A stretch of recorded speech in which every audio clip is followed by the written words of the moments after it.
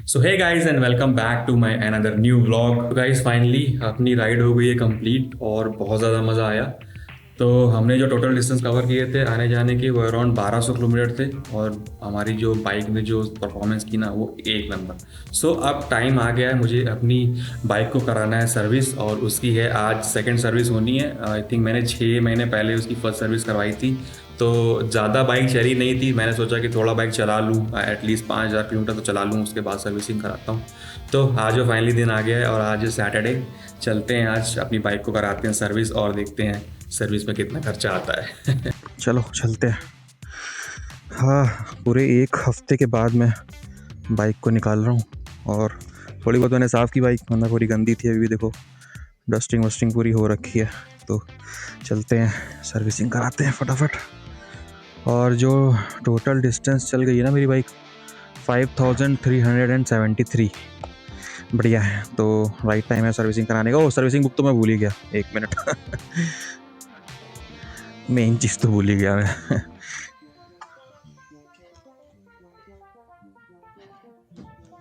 तो ले लिए सर्विस बुक और ये है इसकी सर्विसिंग की बुक। चलते हैं।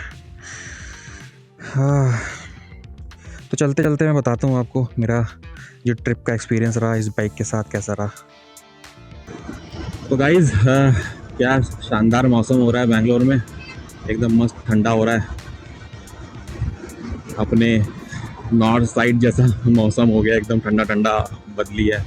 तो बात करते हैं बाइक के परफॉर्मेंस की। ओके, तो अब तक मैंने इस बाइक को चला लिया है 5700 किलोमीटर्स। हाँ, यस। तो मुझे अब तक इसमें, मतलब मैंने इसमें बहुत सारी ट्रिप्स तो नहीं की है, बट हाँ मोस्टली मैंने 2 लॉन्ग ट्रिप और थोड़ी बहुत शॉर्ट ट्रिप्स की हैं। उसमें ऑफ रोडिंग भी इंक्लूड है, ऑन रोड भी इंक्लूड है। तो मुझे ऐसा कहीं भी इसमें फील नहीं हुआ कि मुझे पावर की कमी लग रही है या एकदम मैं इसको चला ही नहीं पा रहा हूँ, एकदम बैलेंस नहीं बन रहा है। तो सब कुछ इसमें एकदम बढ़िया परफेक्ट है। इसमें कुछ ड्रॉबैक्स हैं, वो मैं बताता हूँ आपको। हाँ, तो मैं इसके ड्रॉबैक्स की बात कर रहा था कि मुझे इसमें क्या नहीं पसंद है। एक तो सबसे बड़ी चीज़ है कि ये ना गाड़ी ट्यूब वाली है, तो मुझे इसके लिए पूरा प्रिपेयर होना पड़ता है कि अगर मैं लॉन्ग राइड जा रहा हूँ, कोई पंचर हो गई और पंचर वाला ना मिला तो मैं कैसे मैनेज करूँगा। तो उसके लिए भी मैंने एक चीज़ ले रखी है। मैं उसके लिए एक भी डेडिकेटेड वीडियो बनाऊँगा कि वो हर आदमी को रखना ही चाहिए, चाहे वो ट्यूब वाला हो या ट्यूबलेस वाला हो, बहुत काम की चीज़ है वो। तो उसके लिए मैं एक वीडियो बनाऊँगा अच्छी सी। और जगह जगह लग रहा है जाम, तो ट्रैफिक से निकल के बाकी की बातें करते हैं। और इसका जो दूसरा ड्रॉबैक है ना, वो है माइलेज। माइलेज तो सही दिखाता है, लाइक 30-35 तक मुझे दिखा देता है माइलेज। बट क्या होता है ना, सडन अगर आप इसको 80 के ऊपर चलाओगे, 80-90 के ऊपर, तो माइलेज जो है ना वो गिरने लगता है। अगर मैं इसकी अभी रेंज की बात करूं, मैं दिखाता हूं। तो ये दिखा रहा है 199 किलोमीटर गाड़ी चलेगी। ओके, अब जब एकदम से मैं 80-100 भगाऊंगा ना, 10 किलोमीटर के बाद ये दिखा देगा 130 किलोमीटर चलेगी गाड़ी। तो ये मुझे इसका चीज़ समझ में नहीं आती कभी कभी।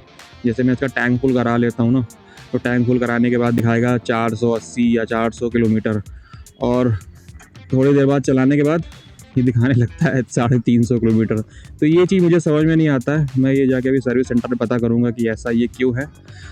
यही 2 इसके ड्रॉबैक्स मुझे लगे, बाकी की चीज़ें चलते हैं आगे बात करते हैं। तो एक चीज़ और है जो मैं बताना भूल गया, वो तो भाई सबसे बड़ा इसका दिक्कत है, वो है इसकी लाइट्स। मतलब एसडी वालों ने 2 लाइट दे रखी है, ठीक है। एक इसमें प्रोजेक्टर लाइट और एक इसमें नॉर्मल एलईडी लाइट। भाई दोनों का रेंज इतना बकवास है ना। अगर आप रात में चल रहे हो, अगर आपके पास एक्स्ट्रा लाइट नहीं है, तो आप मैं डेफिनेटली गारंटी दे रहा हूँ आप चल नहीं पाओगे रात में।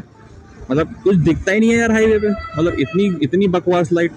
मतलब इतनी अच्छी गाड़ी बनाए हो, एडवेंचर गाड़ी बना रहे हो आप लोग, तो भाई कम से कम इसकी लाइट तो कम से कम ढंग की दो।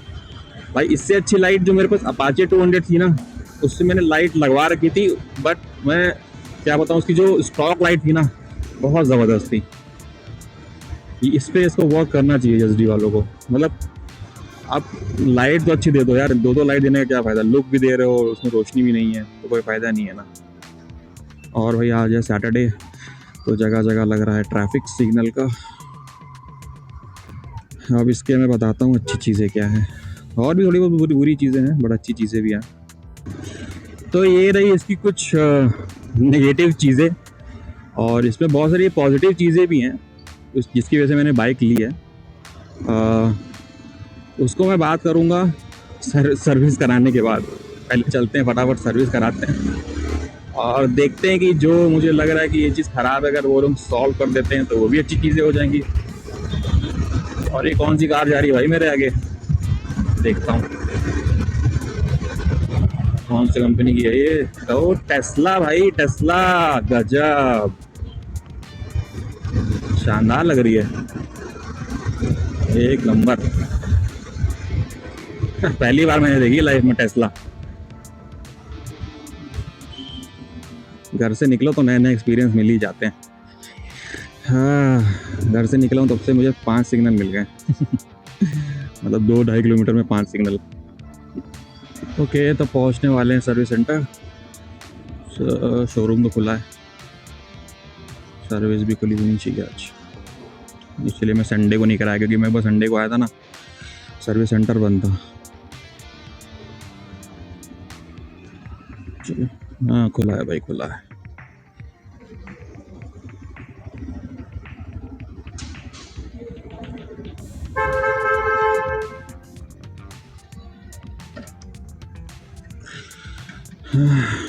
ये शायद नई वाली SD रोडस्टर।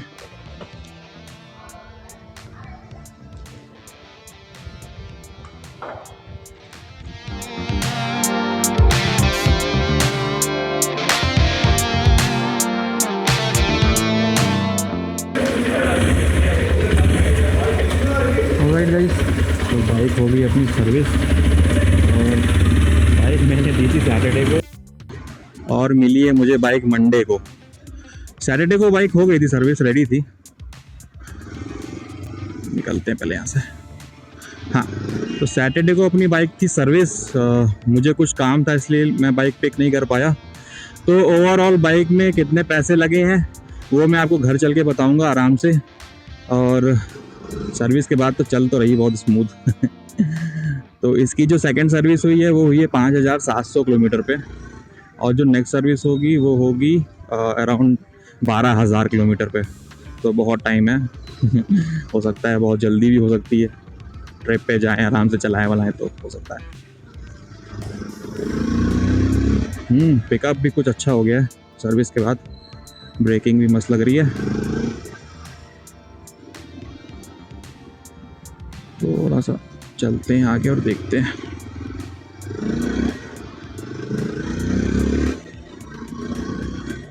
लाइट का मैंने बोला था, इसकी लाइट जो है ना वो ऊपर ऊपर के साइड जाती है, तो उन्होंने बोला कि एक बार आप रात में चेक कर लेना। क्या बोल रहे हैं अंकल जी?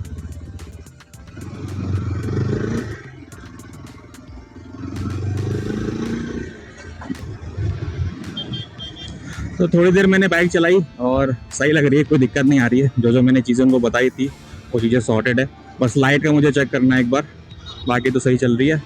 लास्ट मैंने बताया था इस बाइक के क्या क्या ड्रॉबैक्स हैं, और बताता हूँ इसमें क्या क्या चीज़ें अच्छी हैं। एक तो आप इसमें जितनी भी लंबी राइड करोगे ना, आपको थोड़ी सी भी थकान नहीं होगी, और वाइब्रेशंस इसमें ना के बराबर हैं। अगर आप 100 पे चल रहे हो, 110 पे चल रहे हो, तो वाइब्रेशंस भी एकदम ना के बराबर ही हैं। चलाने में बहुत मज़ा आता है, और एकदम रोड से एकदम ये जो है ना लग के चलती है, चिपक के चलती है, कि जैसे होता है ना कुछ बाइक चलाओ तो 100-200 भगाओ, ऐसा लगेगा कि अभी आगे गिर जाएगी, वैसा नहीं है। ये एकदम मतलब मस्त स्मूथ चलती है। और अभी हो रहा है सिग्नल, सिग्नल क्रॉस करते हैं फिर बाकी की बातें करते हैं।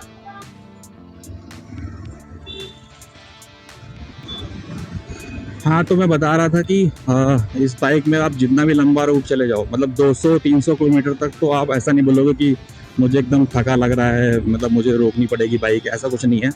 बढ़िया चलती है, स्मूथ चलती है, उसकी हैंडलिंग भी बहुत अच्छी है।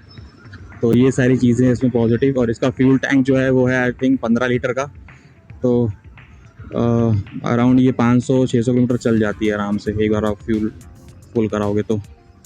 बाकी क्या सर्विस की इसका कॉस्टिंग लगी वो चलते हैं घर पे चल के बात करते हैं आराम से। तो गाइज़ ये रहे मेरे बाइक के कुछ प्रोज एंड कॉन्स। बहुत सारी चीज़ें हैं जो मैंने आपको बताई, बहुत सारी अच्छी चीज़ें, बहुत सारी नेगेटिव चीज़ें।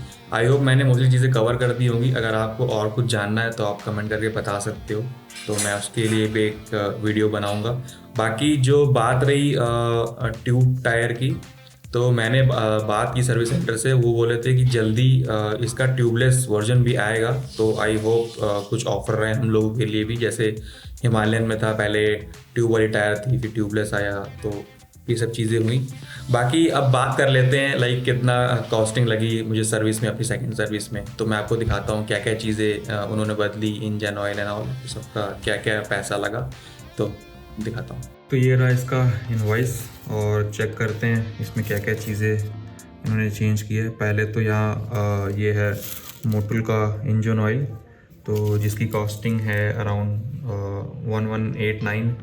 Then oil filter 113, L sealing washer ₹1 है। Then gasket cover 23, cold drain 23। ऐसे छोटी छोटी चीज़ें करके उन्होंने ना बहुत सारी चीज़ें चेंजेस की हैं। एंड यहाँ पे आप देख सकते हो लिखा है second service, second free service. यहाँ पे ये लिखा हुआ है सेकंड फ्री सर्विस, जिसका इन्होंने रेट लगाया शायद 200-300 रुपये। देन व्हीकल पॉलिशिंग, ओहो 300 रुपये पॉलिशिंग का, बाप रे बाप। तो जो इसका मुझे फाइनल प्राइस मैंने दिया है वो दिया है, यहाँ पे लिखा हुआ है, कहाँ गया, हाँ ये रहा 2668। तो ये रही जो मुझे सेकंड सर्विस की कॉस्टिंग पड़ी है। बाकी इसकी जो थर्ड सर्विस है वो होगी 12,000 किलोमीटर या 1 साल परचेज पे, बहुत टाइम है उसके लिए तो। और मैंने पता किया आफ्टर फ्री सर्विस जो उसकी सर्विस होगी ना, उसका कॉस्टिंग आएगा अराउंड 3,500 अगर गाड़ी में कुछ नुकसान नहीं हुआ तो आज का वीडियो यहीं तक रहने देते हैं, मिलते हैं आपसे नेक्स्ट वीडियो में। आई होप आपको आज का वीडियो पसंद आया होगा। पसंद आया तो वीडियो को लाइक करें, चैनल को सब्सक्राइब करें। मिलते हैं आपसे नेक्स्ट वीडियो में। Till then bye bye.